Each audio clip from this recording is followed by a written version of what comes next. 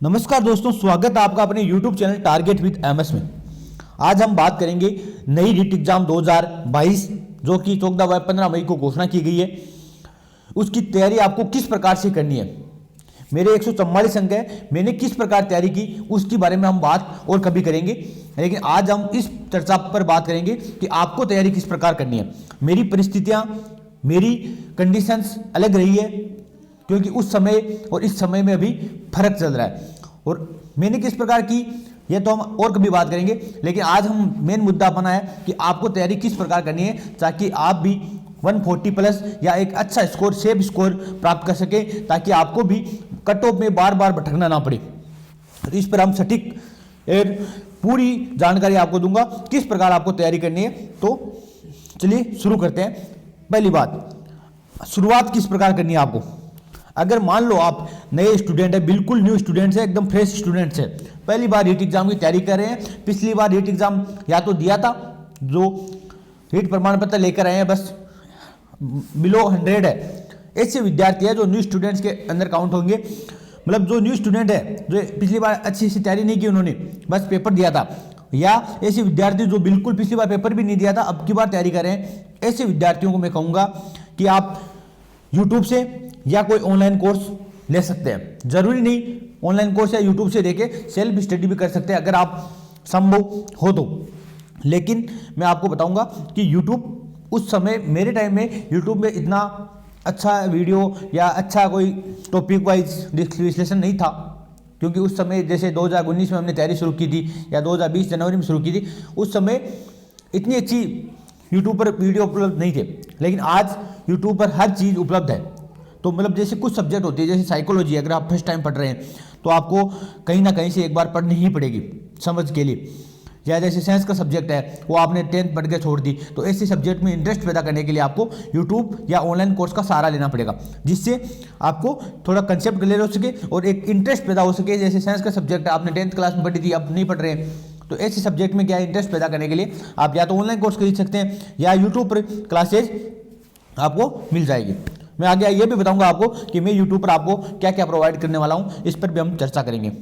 दूसरी बात है, जो रिपीटर है, जिसने पिछली बार एग्जाम दिया था और जिनके 120 बिलो है या 115 बिलो है, मतलब 115 से कम है या 110 से कम है, ऐसे विद्यार्थी है जिन्होंने तैयारी तो की थी लेकिन किसी वजह से या कोई कारण ऐसा रहा होगा जिन्होंने तैयारी में बाधा बन के उनके नंबर कम आए हैं, उन विद्यार्थियों को मैं एक ही सलाह दूंगा कि आपको बस सेल्फ स्टडी करनी है। हाँ, यूट्यूब पर ऑनलाइन क्लासेज कुछ ले सकते हैं आपको, जिस टॉपिक में आपकी समस्या रही है, प्रॉब्लम रही है, लेकिन आपको मेन फोकस करना है सेल्फ स्टडी पर। तो दोनों बात कर ली, न्यू स्टूडेंट्स के लिए और रिपीटर के लिए। इसके बाद हम बात करेंगे एक एक के बारे में कि आपको लिमिटेड बुक्स का अध्ययन करना है। मतलब आप जो भी बुक्स पढ़ रहे हैं वो आपके पास सीमित किताबें होनी चाहिए, लिमिटेड होनी चाहिए। मतलब एक सब्जेक्ट के लिए आपके पास 1 या 2 सी बुक, इससे ज़्यादा बुक्स नहीं होती है। 10 बुक को आप एक बार पढ़ रहे हैं, उससे अच्छा है एक बुक को आप 10 बार पढ़ लें।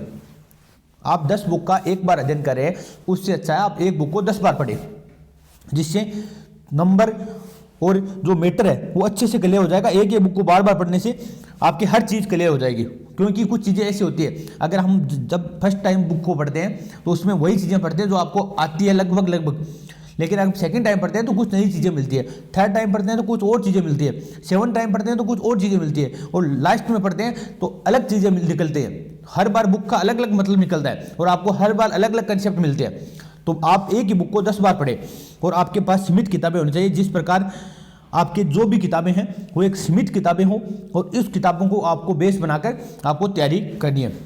आपको बार बार मतलब उन्हीं बुक्स का रिवीजन करना है, आपको ज़्यादा बुक्स इकट्ठा नहीं करनी है, क्योंकि अगर मान लो 14 व 15 मई को एग्जाम होगी और इतनी बुक्स आप पढ़ भी नहीं पाओगे, तो आपने अगर बुक लाकर रख दिया तो इस प्रकार आप तैयारी नहीं कर पाओगे। तो आपको एक कम बुक, मतलब छोटी बुकें जो आपके लिए बस अच्छी साबित हो सकती है, उन्हीं बुक्स को लेकर आना है और उन्हीं से आपको तैयारी करना है। उसके बाद हम बात करेंगे सिलेबस के बारे में। तो सिलेबस के अकॉर्डिंग आपको तैयारी करनी है। जो आपका सिलेबस है, पिछली बार जैसे बाल विकास का टॉपिक दिया हुआ है, साइकोलॉजी में, तो वहीं से शुरू होता है सिलेबस। उसमें मनोविज्ञान के बारे में सामान्य परिचय है, मनोविज्ञान का जो इतिहास है उसके बारे में सवाल नहीं पूछा जाता नीट में, क्योंकि वो सिलेबस में नहीं है। हाँ, आप एक बार पढ़ सकते हैं उनको, लेकिन उन पर ज़्यादा फोकस मत कीजिए, उनको याद करने की ज़्यादा ऐसे ये कोशिश मत कीजिए आप इसको ही याद करेंगे, ऐसा नहीं है। आपको सिलेबस के अकॉर्डिंग पढ़ना है, जो सिलेबस में टॉपिक है वही सिलेबस पढ़ना है, क्योंकि सिलेबस के बाहर से कोई प्रश्न ऐसे आने की उम्मीद नहीं रहती, और आ भी जाता है तो डिलीट हो जाता है। तो आपको सिलेबस के अकॉर्डिंग पढ़ना है। दूसरा, एग्जाम लेवल, आपको एग्जाम लेवल के अकॉर्डिंग नहीं पढ़ना है, आपको एग्जाम लेवल से एक कदम आगे तक पढ़ना है। जो एग्जाम लेवल आपका, आपने पिछली बार एग्जाम लेवल देखा होगा, उससे पिछली बार 2018 का एग्जाम लेवल देखा होगा, मतलब 2018 का एग्जाम लेवल है वो हार्ड था। अब की बार 2020 का है या 21 में जो एग्जाम हुई थी उसका जो एग्जाम लेवल है वो थोड़ा सा इजी आएगा, लेकिन जिन्होंने 2018 के अकॉर्डिंग तैयारी की थी या उससे अधिक तैयारी की थी उनका 2021 में अच्छा रिस्पॉन्स मिल रहा है। तो आपको एग्जाम लेवल 2021 को देखकर तैयारी नहीं करनी है, आपको एग्जाम लेवल 2018 को देखकर तैयारी करनी है कि 2018 में किस प्रकार पेपर आया था।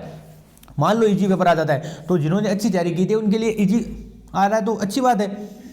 अगर मान लो हार्ड पेपर आ जाता है तो अगर आपकी तैयारी अच्छी है तो आप अच्छा स्कोर कर पाएंगे, क्योंकि आपको हमेशा एग्जाम लेवल से एक कदम आगे तक पढ़ना है। क्योंकि अगर एक कदम आप आगे तक बढ़ रहे हैं तो आपके कोई भी चीज़ ऐसी नहीं रहेगी जो आपको पीछे कर सके, क्योंकि बार बार वैकेंसी नहीं आती, और जिस प्रकार आपको मौका मिल रहा है तो आपको एक एग्जाम लेवल से थोड़ा सा आगे तक पढ़ना है।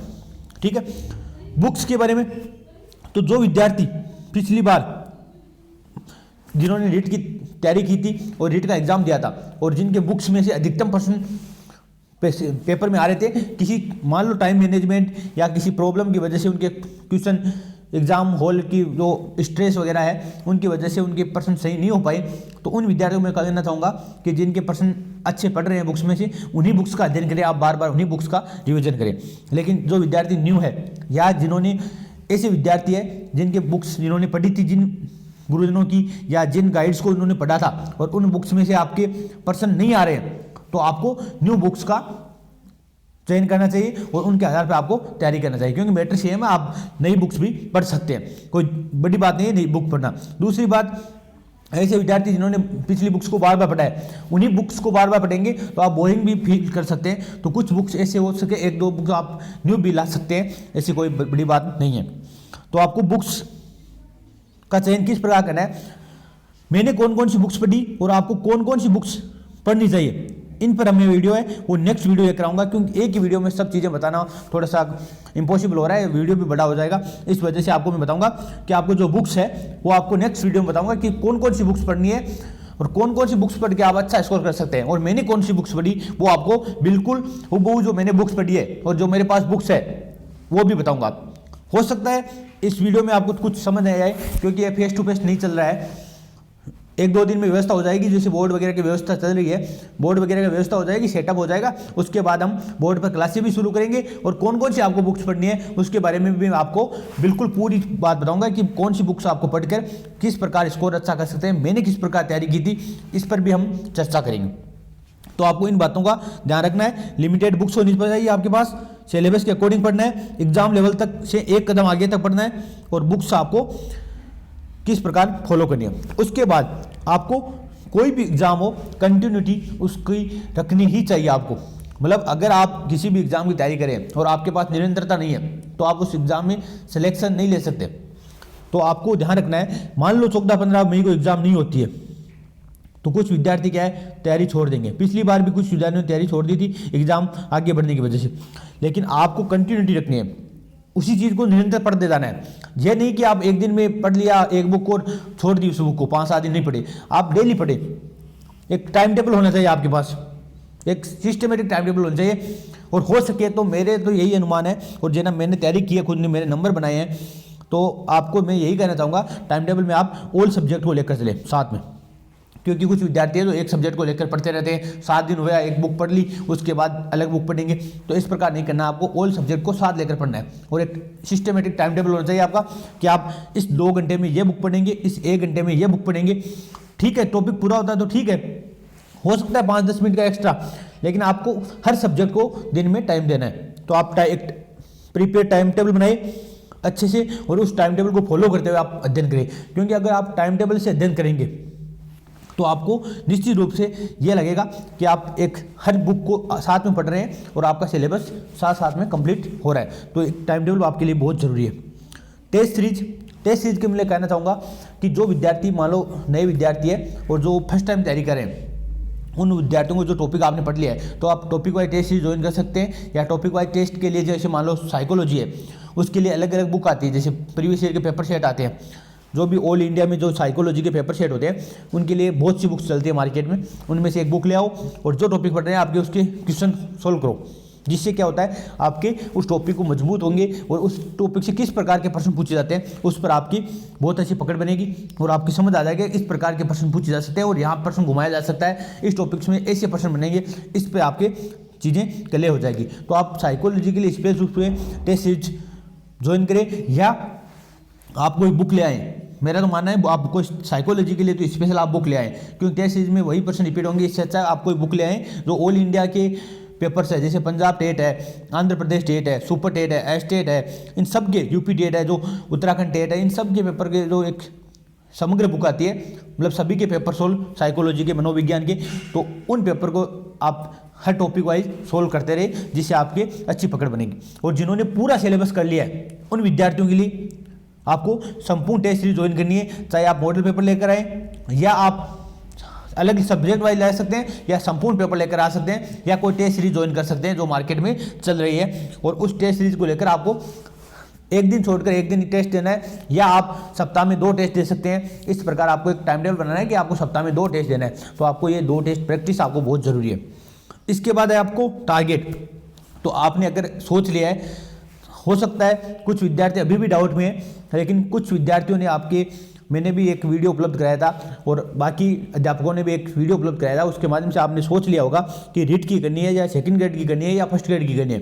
जो भी आपको तैयारी करनी है, मान लो आपने रीट की तैयारी करनी है तो आप फिक्स कर लो कि आपको रीट की ही करनी है। बीच में मान लो सेकंड ग्रेड की पहले एग्जाम आ जाती है तो आपको भटकना नहीं है बिल्कुल, क्योंकि मैंने भी जब तैयारी की थी, पटवारी की एग्ज़ाम आई थी और एग्ज़ाम आई थी, पटवारी की जनवरी में घोषणा हो गई थी, एग्ज़ाम होने वाली थी, लेकिन मैंने अपना टारगेट फिक्स रखा कि आपको रीट की ही तैयारी करनी है, क्योंकि आप एक एग्जाम की तैयारी करेंगे तो निश्चित रूप से सफल होंगे।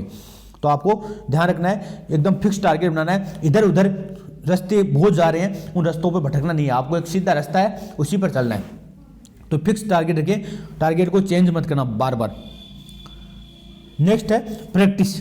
तो देखो मैथ जैसी सब्जेक्ट है और उनमें प्रैक्टिस बहुत ज़रूरी है, क्यों आप अगर साइंस में अच्छे हैं तो आपको प्रैक्टिस बहुत ज़रूरी है। क्योंकि कुछ विद्यार्थी जो टाइम मैनेजमेंट नहीं कर रहे, उनकी वजह यही थी कि उन्होंने प्रैक्टिस नहीं की। अगर आप प्रैक्टिस करे हुए थे तो आपको कैलकुलेशन में या टाइमिंग मैनेजमेंट में बहुत अच्छी हेल्प मिलती। आप कैलकुलेशन नहीं कर पा रहे, क्यों? क्योंकि आपने प्रैक्टिस नहीं की। तो आपको साइंस मैथ वाले विद्यार्थियों के लिए और हर प्रकार के जो विद्यार्थी हैं उनके लिए प्रैक्टिस बहुत ज़रूरी है। तो आप एक प्रैक्टिस को अच्छे से प्रैक्टिस करते रहें हर प्रश्नों की। कोई भी प्रश्न हो, आपको ये नहीं लगना चाहिए कि आप, मैंने पीछे एक पॉइंट बताया था एग्जाम लेवल से एक कदम दूर तक। क्योंकि कभी कभी क्या होता है, हम तैयारी करते हैं और मान लो किसी दूसरे फ्रेंड के पास जाते हैं, वो भी तैयारी कर रहा है, तो आपको एक सवाल पूछेगा, कोई भी जो से मान लो उसको नहीं आ रहा है वो सवाल पूछेगा और आपको उसका जवाब नहीं आया तो आप टेंशन में आ जाएंगे कि यार इसका जवाब मुझे नहीं आ रहा। तो आपको हमेशा एक कदम आगे तक बढ़ना चाहिए और आप बार बार प्रैक्टिस कर रहे हैं तो आपको कोई भी प्रश्न हो आपको डर नहीं लगेगा। मान लो मैथ का आपको कोई प्रश्न उठा के दे दिया तो आप उसको सोल्व करने लग जाएंगे। तो इसमें ये क्या होता है, प्रैक्टिस करने से एक दिक्कत नहीं आती। आप कोई सी प्रश्न है, बार बार कोई भी प्रश्न है, जैसे जितने भी आपको टेस्ट सीरीज में या अभ्यास प्रश्न है वो आपको बार बार प्रैक्टिस करते रहना चाहिए। जिससे क्या होता है, कोई भी सवाल है इस प्रकार का नहीं रहेगा कि आपको इस प्रश्न में दिक्कत आ रही है, आप कोई भी प्रश्न उठाएंगे और उसको सोल्व करने लग जाएंगे। दूसरा है रिविजन। मेरी सफलता की जो सबसे बड़ी कुंजी रही है वो रही है रिविजन। मैंने लगभग 12 से 13 बार बुक्स का रिविजन किया है, क्योंकि ये मैं बता रहा हूँ आपको कि मेरी परिस्थितियाँ अलग रही थी, आपकी परिस्थितियाँ अलग है। क्योंकि आप सोचोगे हम भी 12 से 13 बार करें तो 14-15 मई को एग्जाम होती है तो 12 से 13 बार नहीं कर पाएंगे। क्यों नहीं कर पाएंगे? क्योंकि बाकी विद्यार्थी भी तो नहीं कर पा रहे हैं ना। हमारे टाइम पे 12-13 बार मैंने किया है, लोगों ने 20-20 बार रिविजन किया है, 25 बार रिविजन किया है लोगों ने। क्यों? काफ़ी विद्यार्थी है जिन्होंने तैयारी अच्छे से की थी, मेरे से पहले तैयारी शुरू कर दी थी, 6 महीने मेरे से पहले किसी ने तैयारी शुरू कर दी, तो वो ज़्यादा सिलेबस को बार बार रिविजन कर रहा है। तो आपकी परिस्थितियाँ अलग है, मेरी परिस्थितियाँ अलग थी। मैंने काफ़ी 2 साल तक तैयारी की थी तो मैंने इतने बार रिवीजन कर लिया। तो आपको 5 से 6 बार भी रिवीजन करना है तो अच्छे से रिवीजन करना है, 5 से 6 बार आप कम से कम रिवीजन करें। उसके बाद हम बात करेंगे सोशल मीडिया। तो देखो, जितना हो सके मैं आपको यह तो नहीं कहूँगा कि बिल्कुल सोशल मीडिया को बंद कर दो, क्योंकि कुछ विद्यार्थी जो डिस्कस करते हैं सोशल मीडिया पर, पर्सन शेयर करते हैं, तो ये तो मैं नहीं कहूँगा आपको सोशल मीडिया को बंद कर दो, लेकिन जहाँ तक हो सके थोड़ा सा सोशल मीडिया का लिमिटेड यूज करें, थोड़ी सी दूरियां बनाई सोशल मीडिया से, और एक मन में एक टारगेट बना ले, जैसा मैंने बनाया था। मैंने ये सोच लिया था कि सिलेक्शन से पहले मैं अपने सिलेक्शन के स्टेटस से पहले किसी का स्टेटस नहीं लगाऊंगा।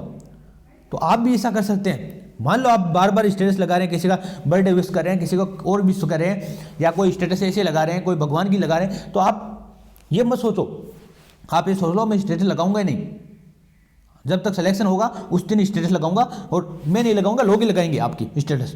और यही हुआ मेरे साथ भी। मैंने जब 3rd रैंक डेट में प्राप्त की तो बाकी सभी ने स्टेटस लगाया, मैंने नहीं लगाया, मैंने दूसरे दिन लगाया था।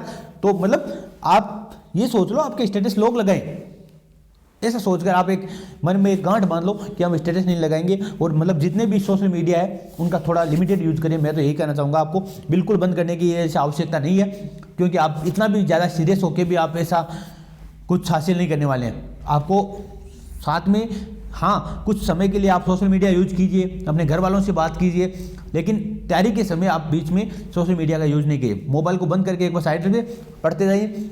हो गया मान लो आपको 3-4 घंटे पढ़ते हुए, तो आप सोशल मीडिया का यूज कीजिए, उसमें मैं मना नहीं कर रहा हूँ, लेकिन आपको इन बातों का ध्यान रखना है। और मैंने बात बताई, लिमिटेड बुक्स होनी चाहिए, सिलेबस के अकॉर्डिंग पढ़ना है, एग्जाम लेवल से एक कदम आगे तक बढ़ना है, बुक्स का अच्छे से फॉलो करना है। इन बुक्स के बारे में मैं नेक्स्ट वीडियो बना दूंगा। कंटिन्यूटी रखनी है, टाइम टेबल के अकॉर्डिंग पढ़ना है। टेस्ट सीरीज, आप टॉपिक वाइज टेस्ट सीरीज या आप पूरी टेस्ट सीरीज ज्वाइन कर सकते हैं। टारगेट को चेंज मत करना है, प्रैक्टिस रखनी है, रिवीजन करना है, और सोशल मीडिया का कम से कम यूज करना है। ये बातें थी जो मैंने आपको बताई कि रीट एग्जाम 2021 की जो मैंने तैयारी की थी, मेरा जो एक्सपीरियंस है मैंने आपके साथ शेयर किया है। 2022 में आपको किस प्रकार तैयारी करनी है ये मैंने आपको एक बताया है। और अगर आप इतने टॉपिक्स, इतने पॉइंट्स मैंने जो बताए हैं उनको फॉलो कर लेते हैं, तो मैं एक गारंटी के साथ कर सकता हूं कि 140+ आप ला सकते हैं आराम से, कोई बड़ी बात नहीं है। अगर मान लो पेपर इस प्रकार नहीं आता तो कम आ जाएंगे, लेकिन आप अगर इस प्रकार का पेपर आता है तो 140+ लाना कोई बड़ी बात नहीं है, क्योंकि मैं भी आपकी तरह ही एक सामान्य परिवार से इंसान हूँ और सामान्य परिवार से हूँ। और मैं आपको यहाँ तक बता देता हूँ कि मैंने यूट्यूब पर test series, paper, science question, science के चैप्टर्स, इनको करवाने के साथ साथ मैंने तैयारी की थी, और एक यूट्यूब के साथ मैंने तैयारी की है। तो आप समझ सकते हैं कि कोई इतनी बड़ी बात नहीं है कि एक एग्ज़ाम को क्रैक करना। मेरे हिसाब से जैसे रीट एग्ज़ाम है तो मैंने खुद ने तैयारी की है, रीट एग्ज़ाम को जिया है, तो आप भी अच्छे से तैयारी करें, अच्छे नंबर लाएंगे।